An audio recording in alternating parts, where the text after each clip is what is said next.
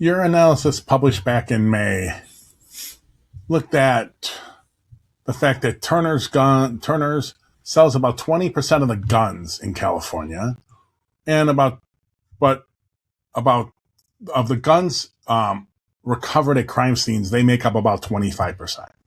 So I guess my first question is, what data did you use? Because this data isn't usually available in states. So what data did you use to get at this analysis? Yeah, exactly. So the one reason this was fascinating to me and that I wanted to spend time looking into this is because at the federal level, we have no insight into this. Since 2003, the ATF has been prohibited from releasing this kind of information on gun traces to individual stores. So we have no sunlight coming into this area federally. Beyond that, like most US states aren't tracking this information, so they don't have the kind of information about gun sales and crime gun recoveries, those kind of data systems to talk to each other to be able to do this analysis itself. So California is the only place in the country there's publishing data like this. And if folks don't know what a crime gun is like a gun that's recovered at a crime, is suspected to have been used in a crime, was used in a crime, or illegally possessed. And so I was looking at this very lengthy PDF that the state of California puts out, over 500 pages. And as I was just kind of scrolling through it, was stunned to see these like store level gun dealer traces that would say, Tracy's Gun Shop on 123 Main Street.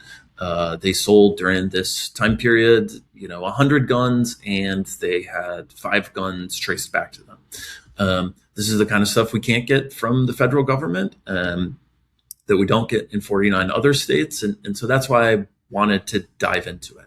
And like you say, when I started to dive into it, the name Turner's Outdoorsman kept popping up again and again. It pops up if you look at the top gun dealers, like who the top 10 sources of crime guns are.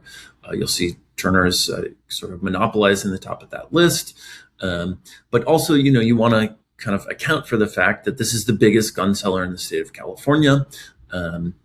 So you would expect, some amount of crime guns would be traced back to their stores, or traced back to any store, even if they're doing everything right. Like if you're selling enough firearms, like probably law enforcement will recover some of them.